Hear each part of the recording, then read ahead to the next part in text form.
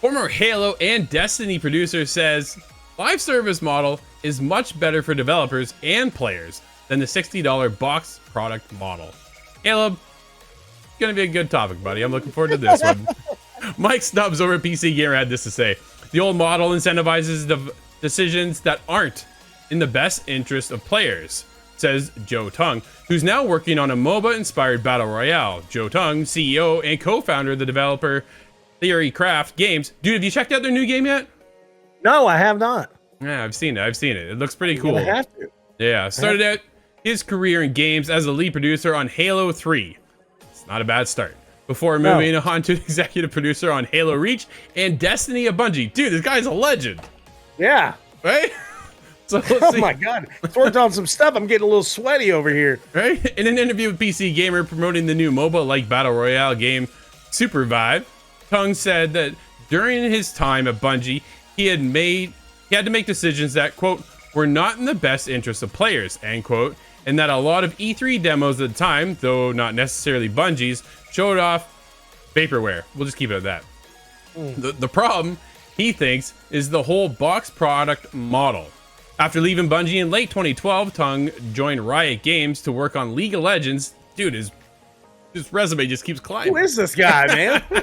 Which gave him his first experience of working in the world of free-to-play live service games. When he left Riot in 2020 to found Theorycraft Games, he knew he wanted to create a free-to-play live service game because he believes, quote, the games as a service model is much better for developers and players, end quote. Quote, I always felt like in the $60 box product model that I was having to make decisions that were not in the best interest of players, end quote, Tung said. Quote, it was in the best interest of how do we sell as many copies in the first 48 hours as we can. One of the huge strengths of the games as a service model is you can be long-term. You can think long-term in terms of what is best for the player and how does that overlap with what is best for the company. I think it allows you to make much better decisions overall, end quote. We've seen the rise of Fortnite, Caleb. Yeah. Right? Yeah, we have. Dude, we've seen a lot of people, though, try to capture this model. They come out with the game, and then it just collapses. Yeah, man. I don't know. I don't really know. I don't know how to, take this quote from this guy because,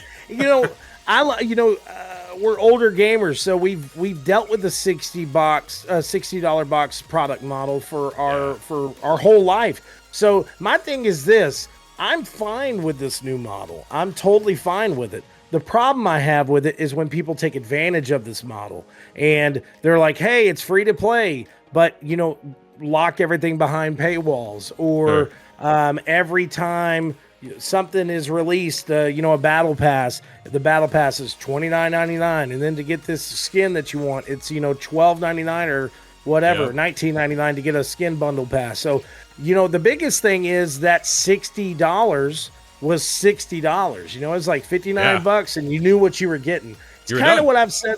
Yeah, it's kind of what I've said over the last couple of years. Like, you don't want to pull up to a fast food place like, here, of course, in Texas, I got to say Whataburger. You don't want to pull up to Whataburger and say, hey, I want a bacon, double cheeseburger. And then you get home to only find the bacon, the cheese, and one bun.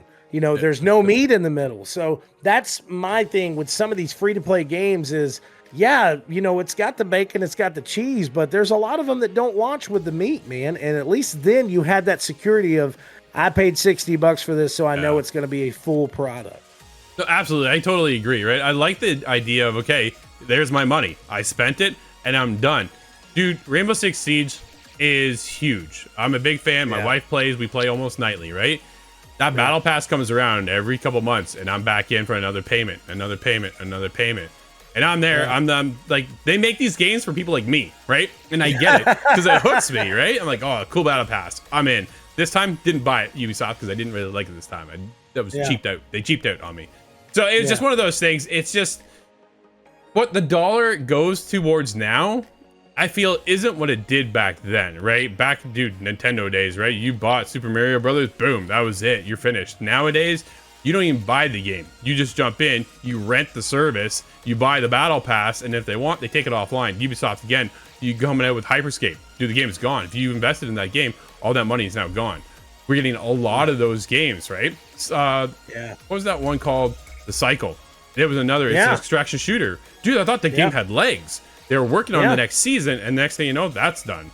I was like, man, a lot of these games now just don't last is the problem. Getting back into that physical versus digital thing again, from topic number 1 for today's show, was holy, right? If we go all digital, now what happens long term? We talked about it on yesterday's show with Forza Horizon 4. Playground Games doesn't have a licensing agreement now to carry that game forward. What's that happen now? They gotta shut it down. You can't buy it anymore. If you have it, you're good, but if you want to buy it in the future, it doesn't happen. So I don't know if this works for everybody, but I think it does. It worked for a lot of people, and they want to capitalize on, because now if you take a look at the industry, people want they want you to be there today, tomorrow, next week, the next month, and the year after, right? Dude, Destiny is a prime example of how this works. They get you in every time. Dude, the final shape DLC, that was $124. Yeah, man. Yeah.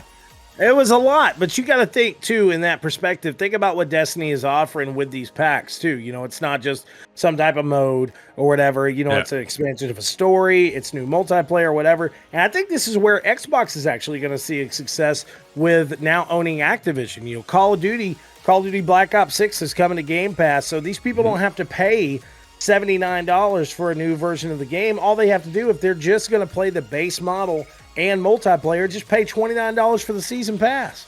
You know, this is going to be a good setup for them, but I don't know, man. I'm still kind of like, I'm backed up in the corner. I'm like, hey, you're coming at me too fast, all right? Absolutely. $60 isn't what it used to be. Hit us up, itgtv.com. We want to hear from you.